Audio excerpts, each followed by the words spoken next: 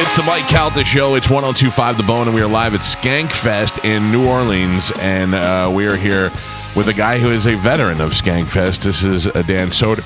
Yeah. Sorry, maybe I look at Listen, it's Skankfest day 3. If you weren't burping while you talked, I wouldn't think you were here. Listen, you want to know something else? You and I shared something in common. Did you ever get to poop?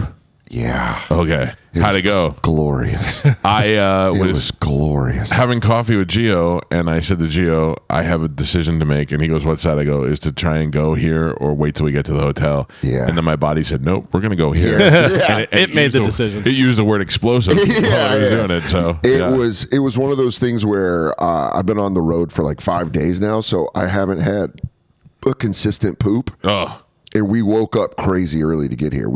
I think we left the hotel at 3:45, and my body was like, in Madison, my body was like, ooh, I got a good for you. And then we landed in Atlanta, and it was like, is it going to happen here? Right. I even had a coffee, and I was like, it might happen here.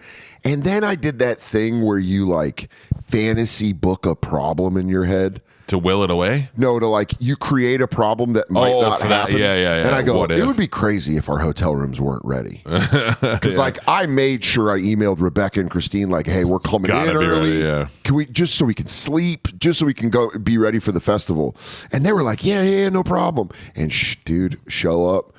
Give her my license, and she's like, your reservation got moved to tomorrow. Oh. And you're like, I was like, and then it becomes, Yeah.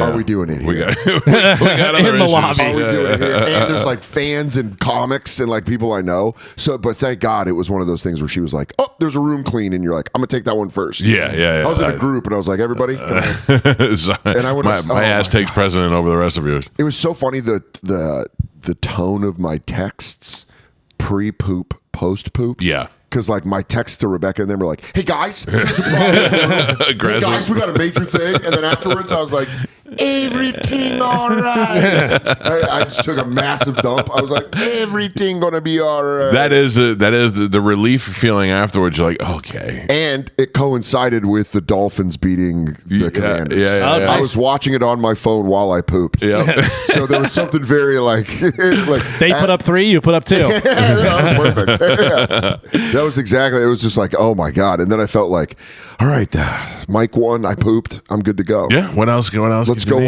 go watch convicts fight each other for a comedy festival. Yeah. Now this is one of the things. See, we used to do an event called the Punch Out where we had fights every year, and then corporate came in and said someone's going to die, and we can't be a part of this anymore.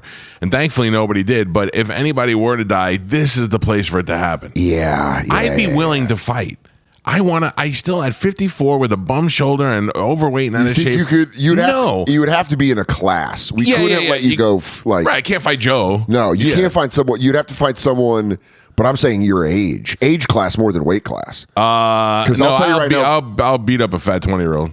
No, I'm not. I don't think you won't. Listen to me, Mike. I want to believe you. Yeah. I just know. There's no way. Their bones are so much more pliable. Oh, that's probably true, dude. I'm sore. If you fall right now, yeah, I have fallen. Could be a problem. I'm at the age where I've taken a couple of tumbles. Yeah, you're right. Could be a problem. I know you're going to start wearing like compression socks for non-athletic things. Yeah, like you can't fight someone with that. I'm at the age where I should be rubbing lotion on my knees before I go to bed. Yeah, I get it. You're at the age where if you were the retired fighter and at the steakhouse, people would be coming to your table.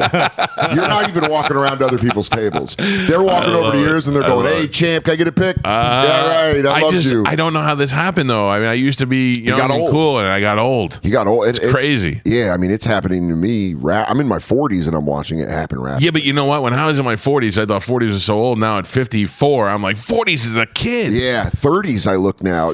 You know what's funny is earlier this week, I was in Iowa City, where the University of Iowa is. Right. And earlier on the tour, I was in Tucson, and I went to the University of Arizona. And I drove around the University of Arizona, and I was like, these children have titties. These are all little kids. Oh, they're all little kids. Yeah. So it makes it weirder to me Like when I was in my 20s and I was a waiter in Manhattan and I would wait on like a 45-year-old guy with like a 22-year-old dime piece. Right. I'd be like, nice. I'd be like, this dude's got money. This guy's living his life. And then now I'm in my 40s and I go, buddy, what's wrong with you? What's broken inside of you? Yeah. Because you can hit me with the, oh, I'm cool. And yeah, sure. It's awesome you're having sex with a 10. Listen, let me explain it. Bobby Slayton said it the best. Yeah. When Carmen first started working with us, she was 22. Right, you know, right. Smoking hot body. Yeah, She looked yeah. great. She had not been tainted by her giant black boyfriend yet. And Bobby Slayton came in and he'd been on the show a bunch of times. And she went to escort him in from the lobby. And I go, how about that? He goes, that? What am I supposed to do with that? I try to take her out and talk to her, and she doesn't even know who the Beatles are. Yeah. And I go, oh, you're right. That's the problem. That's hilarious because the exact same point Giannis Pappas made years ago where he had a joke where he was dating a younger girl and he goes, I never thought I'd have to explain who Notorious B.I.G. is. Like she doesn't even know who Biggie is. That's really young. Yeah. And it was like, That might be a problem. Yeah. And it really is like, I was at we were like going around like where the venue was is near the University of Iowa. And it was just like, I look like I'm here to pick up my daughter. Yeah. Like I look like I'm here like, has anyone seen Stephanie? She lives in the central dorms. We're having a family emergency. I'm not there to be like, you guys want to me off at the Hilton. It's just like it's affecting how I'm watching Leo's movies. Yeah. Because I'm judging going him like, now? I'm going like, I don't know, man. I think Leo's just kind of like I think if you have a certain face, you're allowed to do that. He's Sure, got young for man's sure. face. But I don't feel like he's getting any enjoy. It just, you know what it makes me feel like? That he doesn't get any enjoyment below surface level. Maybe. Because You're listen, right. you take 3 ounces of fluid out of him. Yeah. He doesn't want to hang out with those women. Not anymore, no. Yeah. You weigh 3 ounces less. Yeah. And he just You wants to shoot get out of that there. 3 ounce of you, and you're like, I don't want to hang out with you. That's That's what Bobby sad, but but true. said. Yeah. Can't joke around. I go, what is this, Three's Company? And they go, I don't. You don't get Yeah. the reference, yeah. It's worse for me because I have a 12-year-old daughter. Yeah. So now I feel like extra creepy when I Yeah. see, like, for a while when she became like a little older, porn did nothing for me. You know what I mean? I Yeah. was like, this is too much. Like, not porn, but like we went to a strip club for a work gig. And Sure. I was like, I use that as an excuse. I'm going to go to a strip club because this guy's got a gig there and I'm going to go hang out. And I got there and I was like, I haven't been in this place in 10 years.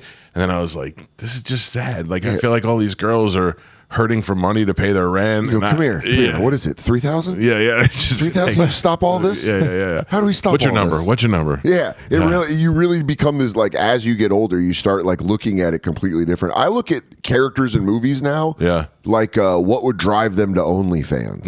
like you watch 8 Mile, and you go, Eminem's sister in 8 Mile goes on OnlyFans For when sure. she's 18. For sure. She's going like, "What's up, chat? Hey, Dark Wizard, I'm gonna put this up my." And then he's like, I'm at the work and I'm thinking. You know, it's like, if he doesn't make it, if they continue 8 Mile. We have not talked since the passing of the great Hulk Hogan. Yeah. With Randy Very, Savage. very tragic. The mega powers are united. They are. They're on the Once other again. side, brother. They're on the squared circle in the sky. Do you think that was a pleasant reunion, or do you think that Randy has some things to say? I don't think they're in the same place. Oh, I don't think they're in the same place. oh wow. I don't know. I truly I think that it is almost like, if you want to look at it, an Eastern philosophy take on it. Right. I would say like it is very yin and yang. Like when you are a child, be Hulk Hogan. When you are adult, Macho Man Randy Savage.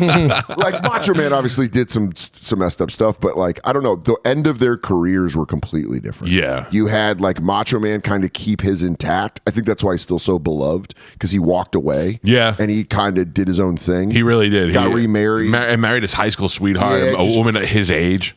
Went gray. Yeah. You know what I mean? And Looked just like became, Popeye's father. Yeah, it was badass. Yeah. And then Hogan, like, but here's also the thing. I'm going to make a point and then immediately argue against it. Like, Hogan couldn't let go, but I understand why he couldn't You shouldn't let go. He's too filled iconic. The Silver Dome. Like, he slammed the giant. Right. He is a mythical person. Yes. Hulk Hogan will remain. I mean, I would say, he's on Mount Rushmore of wrestlers. Yeah, for sure. Him and Ric Flair, whether you like him or not. Yeah. You could personal matters. I'm talking about business. Right. He is the Hogan you and can't deny it. Flair are on the Mount Rushmore. Who are the other two? For me, Stone Cold and Macho Man Randy Savage. See, But I also can personally sub out Macho Man for Bret Hart. Yeah, but what about the People's Champion? Nah. Listen to me. I've never seen lunacy in an arena like when The Rock used to wrestle? I think The Rock is, and here's my excuse for that. I think The Rock went beyond wrestling. He did, but so I'm talking about wrestling. But during his wrestling, he was. Man, it was only like Hulkamania was the only other thing you could liken it to. Like I used to go to a Raw, and I'll say the Rock versus Hogan was one of the best. I mean, if not the Damn, that is tough. Yeah, because the guy outside wrestling, because I wasn't a huge wrestling fan, but The Rock, I knew all of his different stuff while he was doing the wrestling. Yeah, so it'd go Flair. I mean, Austin Flair. See, I'm a little jaded on Flair because Flair now is just hanging out in Tampa, drinking at bar. Yeah, dude, he's doing like it is beyond. I'm saying pause your brain in 1998. Yeah. You go, then he's the best of all time. Right. We called Flair. Separate the art from the artist. Yes. Yeah. I'm not holding it against it. Hogan too. Yeah. Trust me. I got Austin. All of them. Yeah, I mean, all those guys are responsible for changing the face of wrestling at the time that they were at the peak of their game. Yeah. So it's hard. It's hard. Mount Rushmore. They should have put more people on it. Made this a little easier for everybody. Yeah, they should have. Yeah. Why'd you guys stop at 4? You're gonna desecrate their land. At the time, we only had 4 heroes. They're like, hey, we're gonna blow up your Black Hills, and they're like, just 4? Yeah. We're gonna do 8. We're gonna do a dozen. Dan Soder is going on tour. He's already begun, and he's coming to Tampa in a theater tour. Yeah. You nervous about that? It's been fun as hell. Has it really? The travel's been tough, but the shows have been unbelievable. Who are you going with? I rotate it. You know, bringing Brendan Sagalow to a lot of them. Love Sagalow. Would save Sagalow in a fire before Mike Feeney. Would I? I know I would. Oh, would you? I'm closer with Sagalow, so right? Yeah. No offense to Mike. This came up earlier in the week. Oh yeah. Evidently, I said that at one point, and Karen Fian brought that back up to Feeney. So Feeney brought it up to me, and I was like, okay, because Feeney went back and watched it on YouTube. And was like, "You said you would gleefully watch me burn." Yeah. No, I love Feeney, but I'm closer with Sagalow. But I would. Sagalow's the man. He's been killing. I love Sagalow. He'll definitely be with me in Tampa. Good. And then another comic. Now, I hope this is a compliment to you, but your show is on Valentine's Day. Yeah. You are the kind of comedian where a woman would enjoy coming to see you, and I don't mean that's an absolute compliment. You know what's funny is probably like in my 20s, I would have taken that as a diss. Yeah. I would have gone like, "Are you saying I do bitch comedy?" Right. But then also, my favorite band of all time is Queens of the Stone Age. Yeah. Nice. And when they asked Josh Homme, he's talked about like the name a lot, and he goes, "Kings of the Stone Age is too hard. Queens of the Stone Age," he goes, "I'm gonna soften it because I want the ladies there." That's right. And you're like, yeah. I'm I've always I wear that now like with pride. Sure. I'm like, hell yeah, bring your girlfriend. Yeah, I mean, like, we're hanging out. So when we started doing the radio show, they were like, "We'll be number one with men. We won't count on women." And I was like, why not? No, why not? Women will always say, I'm like, of course they will. Yeah. And the women help put us over and make us number one because now we have both men and women listening to the show. We love it. A lot of the times, women will get you more fans. Yes. Oh, yeah. Because they're loud about it. Yeah. Guys are protective. Yeah. Women are like, "Oh, we love this comedian. You got to go see." They'll get another couple to go with them. And Do you know how many times a woman will be like, "I listen to your show. I make my husband listen too." Yeah. Like, make him listen. It's great. Yeah. It was great because I've had both. I've had women come up and be like, "My husband makes me listen to you." And you're like, "Well, I'm sorry." Yeah. But it is great. And so Valentine's Day, it is like, it was also.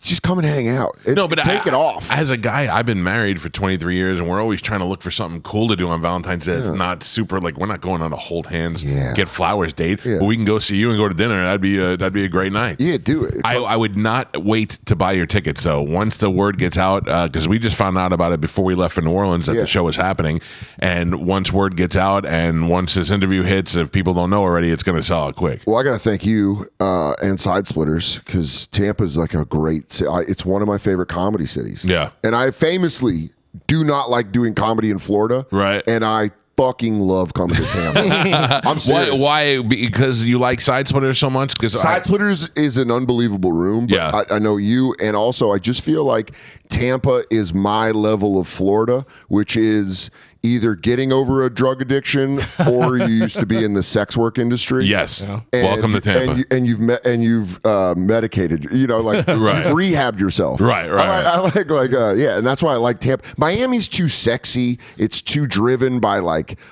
oh, you got to look great. And Tampa's kind of like this. Listen, 20s were tough. Right. I lived in Miami. Here's Miami in a nutshell. You can live in $1 million house, drive 2 blocks away, and there's trailers there. Like it's hard to keep up in Miami. Yeah, it is a swamp. And when we go down there, it's like, it's so funny McDaniel coaches there because it's one of my least favorite cities. Yeah, it's so funny that you. And guys, we go down there, and I'm like, Miami pride. Yeah.